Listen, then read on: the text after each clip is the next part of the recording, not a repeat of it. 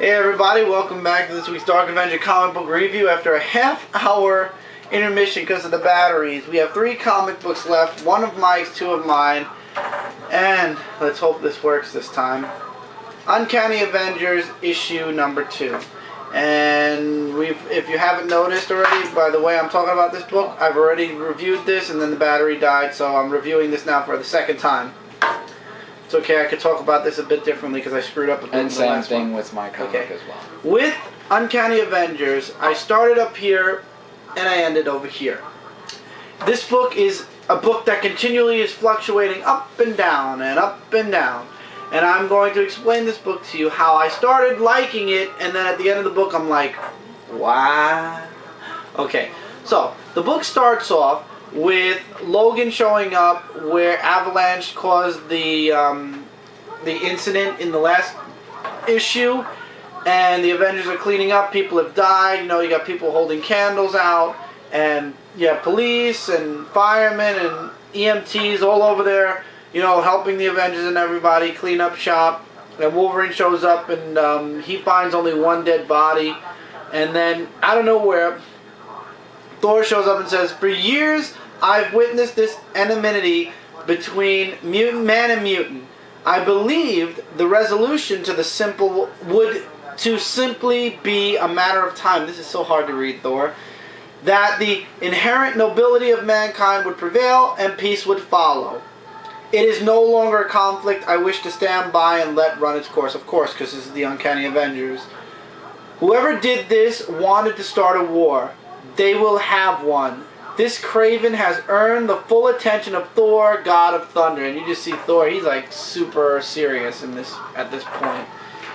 And then Captain America's talking about the Uncanny Avengers and how Alex Summers is going to run the team. He talked to Logan. Logan. Yeah. Why? What'd I say? You said he just talked. Yeah, with Logan. And Logan's like, "Why didn't you come to me? You're going to piss people off, and you're going to get more mutants killed. And you're using, of all people, Alex Summers, the brother of Scott Summers, that caused all the bad stuff and all the bad blood now again against mutants, to run your new team." And it's good to see Havoc there. he gets pissed off that Cap's like, "You're talking about mutant community? There ain't no such thing." And he's like, "It's just more of the cult Kool-Aid Scott was selling." And then you see in the background, one of the firemen brings this old man up to Alex Summers. And he's like, "I know we lost a lot of people, and I hope you saved my life, you saved my Elena," which I'm guessing is his daughter. "I don't care what they say about mutants, there ain't enough heroes in this world." And that kind of puts like yeah, this is going to work, because Alex Summers actually has like he has his hand extended, ready to shake the guy's hand. The guy just jumps on top of him and hugs him instead. So you see that this team is it's gonna work. From that point on, you know, Alex Summers is going to be, you know, a really great figurehead for the team. That's where the book's up here. I love Thor's dialogue. I like the whole development of the team, liking Alex Summers. Then you get a 2-page splash where these people with these mutants around them are watching this news broadcast. And everybody's seeing the broadcaster as a different person. One person seeing him as an Asian, this black family seeing him as a black reporter, all these white people in this, I don't know if it's a cafe or whatever, are seeing him as a white guy. I don't understand the point of that, but anyway, as the broadcast is going on, more and more of the people that are watching all of a sudden decide to turn on the people that are around them that are mutants, and, spoiler here, kill them. And it turns out it's the Red Skull sending this broadcast out. We then jump to Rogue, who at this time is a prisoner of the Red Skull, and I still don't understand this. She takes a sip of water, spits it at this woman that's body's made of water, really not touching the woman, but then all of a sudden absorbs her powers and becomes a full woman of water. I thought that was cool. Thing, yeah. And she escapes. Then jump to Red Skull and Scarlet Witch. That's where the book goes a little bit down. The conversation with Scarlet Witch and Red Skull bring it down to average, because Red Skull is trying to convince, you know, he likes Scarlet Witch because of what she did with M-Day, and then he's like, "Can you do it again?" And he's talking about himself and how he started off with Hitler, and he knew Hitler was nuts, and then he went and got himself cloned and stuff, so it's a little background on the Red Skull. And then they're talking about M-Day, and she's like, "I lost my kids," and he's like, you know the world's better without mutants. She's like, no, and then all of a sudden he uses this psychic power to say yes, and you want to help me, and yada, yada, yada. And in the end, she basically says, I need casting time and an immense source of power, and he's like, we'll give it to you. And she's like, yes, I can do it. And then he finds out that Rogue escaped. He walks away for a bit, and she's like, I serve eternal Rish, yes, Air, Skull. I'm like, oh god, she's under his control. Rogue shows up, round 2. This is where the book starts to go even lower. And she absorbs Scarlet Witch's power. Scarlet Witch knocks her through the floor. And yet again, their fight gets interrupted when they see the brainless Professor Xavier's body. And Rogue has a flashback to when she first joined the X-Men and Storm was threatening to leave the X-Men if Rogue stayed. And Xavier said, you do what you want, but she's staying. Scarlet Witch snaps out of the brain control just to get re-controlled at the end again because, and this is where the book went right into the ocean, Red Skull's last statement, with your dear Xavier's brain now fused to my own, I can clearly see what your final act will be, begging. That's where the book went from here in average to down there. You fused the Red Skull. You know, when Brian Michael Bendis was on the Avengers, all the books, Norman Osborn was the main bad guy. He always found a way to come back, and he was the big X factor to the Avengers. He was the big bad guy. He was the one person that kept coming back, and he was the main focal point to the opposing side of the Avengers.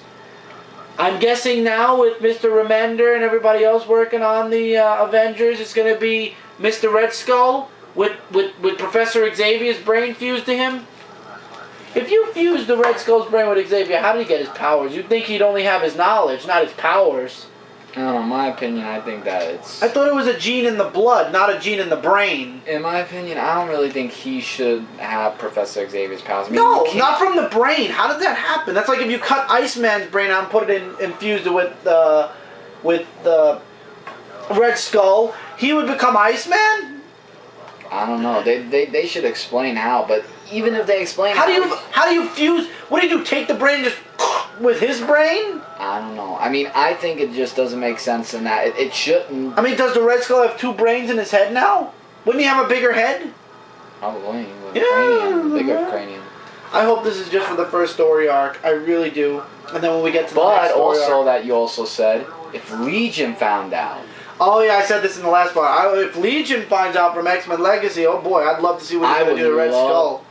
But see, he doesn't kill. He does telepathic. He'll kill him. I'll get to that. Mm-hmm. We'll probably do. So 3 out of 5 stars.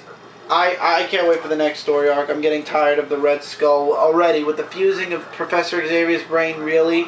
And I like the team. I like Rogue, Havoc, Captain America, Thor, Wolverine, all these guys working together, Scarlet Witch. Yeah, I like that they're working together, but I don't know. This first story arc, I know a lot of people dropped it after the first issue. So I'm a little skeptical of the story, but I'm going to hold on to it for a little bit longer and see where it goes. Here you go, and we'll see what happens. So, next. Yes, X-Men Legacy, issue number 2. It's a legacy. Yes, it is. This issue was good, in a way. That we Is it sloping? No, it's actually at a good, it's still going at a good story. We start off with this, with thought bubbles of people talking. And Legion's all over the place in this comic book, like... Legion's all over the place all the time. Exactly, like... Basically, he just wants peace and quiet, and these soldiers are after him to kill him, and stuff like that. And then Legion's like saying, I hear a voice, like, who is that talking to me? And we get this weird person, I'm gonna call him... One of his personalities. Yeah, and we don't know his name, so I'm gonna call him Skeleton Dude, like I did my in-depth review on Dark Avenger. I just call him Skeleton Legion. Yeah. The X-Men do make an appearance in this. Hey, I know that guy. That's the guy from Runaways. Yeah. And Wolverine says, and they're wondering who came, you know, someone came here, and who was it? And then Wolverine's saying it's Legion, because I recognize the scent, and that means we got major problem, as they're looking for him. So we go back to Legion, where he's, like, saying, do I really need superpowers? But why would I say that? Because my father wouldn't approve, and he's sad about his father not being around anymore.